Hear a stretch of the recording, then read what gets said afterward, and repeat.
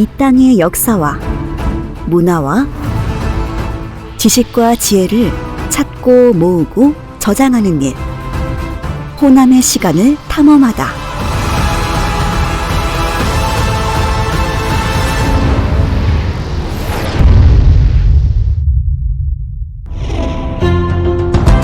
(1992년) 처음 문을 열고 2016년 개교 70주년을 맞아 새롭게 이전 개건한 조선대학교 박물관은 선사시대부터 근현대까지 호남 지역의 기원과 문화를 알 수 있는 다양한 유물들을 전시하고 있으며 남도 일대에 자리하고 있는 유적들을 직접 발굴하고 보존하고 있습니다. 그리고 조선대학교의 발전 모습을 엿볼 수 있는 학교 역사 관련 유물과 기증유물도 보관되어 있습니다. 조선대학교 박물관의 발굴 사업은 1992년부터 현재까지 발굴과 연구가 지속되고 있습니다.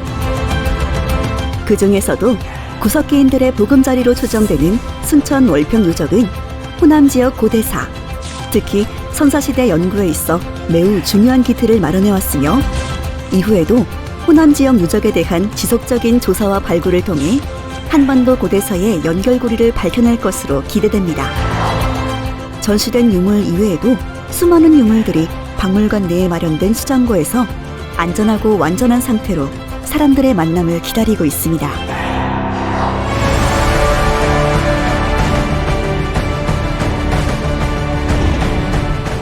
네, 조선대학교 박물관 장재은 학예사님 모시고 이 박물관 내부 둘러보도록 하겠습니다. 학예사님 어서 오시죠. 안녕하십니까? 안녕하세요. 네, 자 먼저 인류의 진화 과정부터 한번 보러 가보시겠습니다. 자, 이곳에서 약 400만 년의 인류의 진화 과정을 볼 수 있다고 하는데요. 자, 소개를 한번 해주실까요? 네, 지금으로부터 약 440만 년 전 인류가 두 발을 걷게 되고 자유로운 두 손으로 다양한 석기들을 만들기 시작했습니다. 선사시대는 생존을 위해 이동했던 구석기 시대, 정착 생활을 시작한 신석기 시대로 나눌 수 있는데요. 조선대학교 박물관에서 선사시대 유물을 직접 발굴하고 연구한 결과물을 관람하실 수 있습니다. 네, 이렇게 구석기와 신석기의 구분 방법까지 알아봤고, 자 이제 석기의 발달을 또 보러 가보시겠습니다. 석기의 발달을 저희가 보러 왔습니다. 자, 이곳에서는 이 호남에서 그 선사시대 어떤 도구가 사용됐는지 한번 좀 설명해 주시겠어요? 네, 조선대학교 박물관에서 직접 조사한 바에 따르면 호남 지역의 선사시대는 10만여 전으로 거슬러 올라갈 수가 있는데요. 네. 당시 사람들은 사냥과 농경 생활을 하면서 처음에는 주먹도끼와 같은 큼직한 석기를 사용하다가 필요에 따라 좀돌날처럼 크기가 작아진 도구들을 사용을 했습니다. 네. 선사시대 사람들도 생활 방식의 변화에 따라서 도구를 바꾸면서 사용을 했음을 알 수가 있습니다.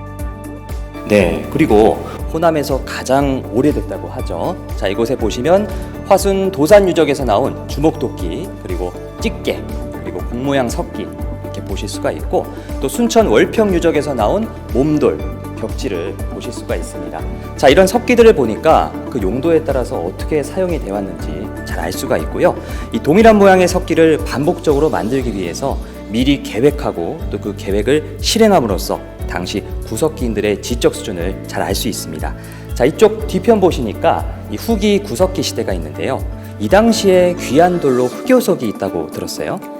네, 흑요석은 화산 활동이 빈번했던 일본과 백두산 등지에 분포하기 때문에 그 가까운 곳에서만 획득할 수 있는 아주 귀한 돌감이었는데요.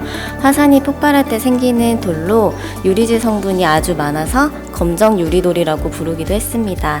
이 흑요석은 좀돌날, 새기개 등 날카롭고 작고 정교한 석기를 만드는 데 적합하여 후기 구석기에 들어와 널리 쓰였습니다.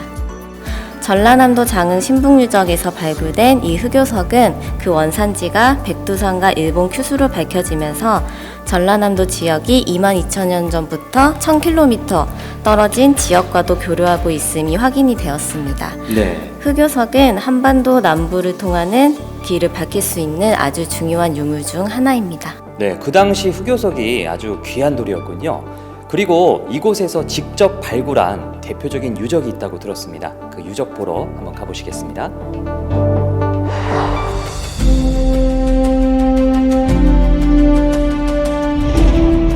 자, 이곳은 조선대학교 박물관에서 직접 발굴한 대표적인 유적, 순천 중내리 유적입니다. 자, 이곳 지층과 한번 문화층을 보실까요? 자, 발굴할 당시에 지층을 이렇게 그대로 재현해 놨고요. 이 조사 결과 약 5m가 넘는 두터운 퇴적 속에서 이 4개의 문화층이 이렇게 차례로 층위를 이루고 있다고 합니다. 자, 이곳에서 약 유물이 몇 점 정도 발견이 됐죠? 약 4,100여 점의 유물들이 발굴이 되었는데요. 이쪽에 와서 보시면 삼국시대, 청동기, 구석기, 중기, 후기의 모습들을 들여다보실 수 있습니다. 네. 자, 이제 순천 중내리 유적 외에도 이 다양한 발굴 작업이 이루어졌다고 들었습니다. 어떤 것들이 또 발굴이 됐나요? 네, 조선대학교 박물관에서는 순천 중내리 유적 외에도 진안 진근을 유적, 인실 하가 유적, 화순 도산 유적, 순천 월평 유적, 장흥 신분 유적에서 발굴 작업을 하였습니다.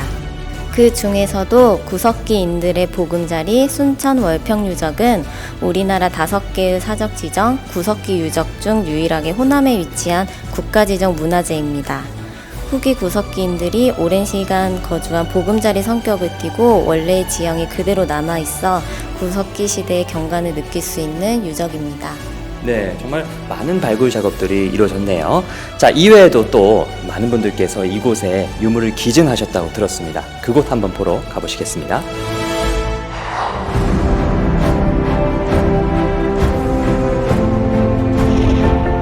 자, 이곳에 오시면은 학교 역사 유물과 그리고 정득주 동문, 또 이종범 교수 등 정말 많은 분들께서 이 학교 발전을 위해서 조선대학교 박물관에 많은 유물들을 기증해 주셨습니다.